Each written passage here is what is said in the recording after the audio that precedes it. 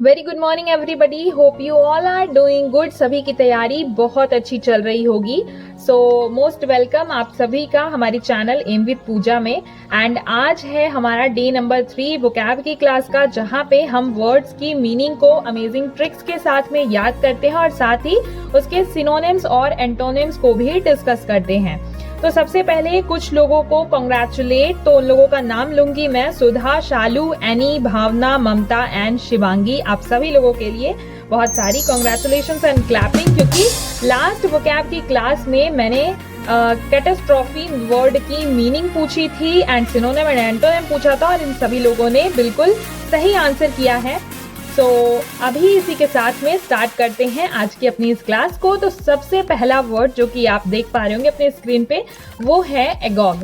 अब एगॉग का मतलब क्या होता है? एगॉग का मतलब होता है उत्सुक। तो इसको किस तरीके से याद रख सकते हैं? तो ऐसे याद रखेंगे कि जितने भी लड़के हैं, जब वो सरकारी एग्जाम की तैयारी करते हैं और सरकारी नौकरी ले लेने के बाद में AG-OG वाली के लिए बिल्कुल क्या होते हैं? उत्सुक होते हैं, है ना। तो जो ये वर्ड है AG-OG, एगॉग, तो ये AG-OG जब भी आप देखें तो आपके मन में एक एक्साइटमेंट आ जाएगी, AG वाली है ना सुनते ही। तो AG-OG से याद रखेंगे इसकी मीनिंग एगॉग की, वो है एक्साइटेड, उत्सुक। और अगर मैं बात करूं सिनोनिम की, तो सिनोनिम्स हो जाएगा इसका ईगर एंड एंटोनिम हो जाएगा अनइंटरेस्टेड, है ना, जो रुचि ना ले उसमें। तो इसके साथ ही नेक्स्ट वर्ड पे आते हैं हम। नेक्स्ट वर्ड जो है वो है हमारा अवेरिस। अवेरिस का मतलब क्या होता है? अवेरिस का मीन्स होता है लालच। अब इसको कैसे याद रखेंगे? तो अभी राइस का दाम सस्ता देख करके हमें लालच आ गया। वैसे तो इस समय टमाटर का दाम सस्ता दिखे तो लालच आ जाएगा, लेकिन अभी क्योंकि अवेरिस में RICE राइस आ रहा है, तो हमें फिलहाल अपनी इस ट्रिक में राइस को ध्यान में रखना है। और जब चावल के दाम सस्ते हुए, राइस के दाम सस्ते हुए, तो हमें क्या हुआ? लालच आ गया, है ना। सिनोनिम की अगर मैं बात करूं तो सिनोनिम्स हो जाएगा ग्रीड। ग्रीड का मतलब भी होता है लालच से। एंड एंटोनिम हो जाएगा इसका, एंटोनिम्स हो जाएंगी generosity, right. So I hope कि अवेरिस का मतलब आप सभी को याद हो गया होगा। इसका मतलब है लालच। नेक्स्ट वर्ड है हमारा चौटल। तो चौटल को कैसे याद रखेंगे?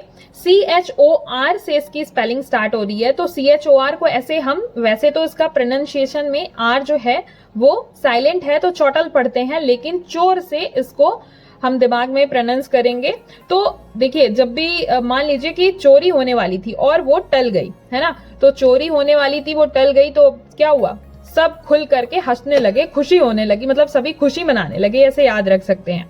तो चोरी टल गई तो सब खुलकर हंसने लगे, CHORTLE। तो चोर, चौटल, जब भी देखेंगे आप चौटल पढ़ेंगे मन में और इससे याद आएगा आपको खुल करके हंसना, राइट। तो सिनोनिम हो जाएगा इसका चकल या फिर लाफ, एंड एंटोनिम हो जाएगा इसका सैडनेस या फिर क्राइम। सो आई होप ये वर्ड भी आपको बहुत अच्छे से याद हो गया होगा। नेक्स्ट वर्ड है हमारा मेस्टिकेट। मेस्टिकेट का मतलब होता है चबाना।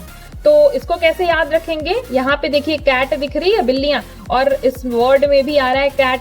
तो कैट जो है वो मस्ती में क्या कर रही है? अपने खाने को चबा रही है ना। कैट जो है वो मस्ती में अपने खाने को चबा रही है, तो मेस्टिकेट का मतलब हो जाता है चबाना। अगर सिनोनिम की बात करें तो सिनोनिम हो जाएगा आपका च्यू, एंड एंटोनिम की बात करें तो एंटोनिम हो जाएगा गॉबल, राइट। गॉबल का मतलब होता है निगल जाना। तो मेस्टिकेट का उल्टा ऑपोजिट या एंटोनिम हो जाएगा गॉबल, निगल जाना। चबाए नहीं, डायरेक्ट निकल गए। खाना कैसे खाते हैं? बहुत अच्छे से चबा के, मेस्टिकेट करके, गॉबल करके नहीं, राइट। तो अगले वर्ड पे आ जाते हैं हम। अगला वर्ड है आज का हमारा सिडेट। अब सिडेट का मतलब होता है शांत।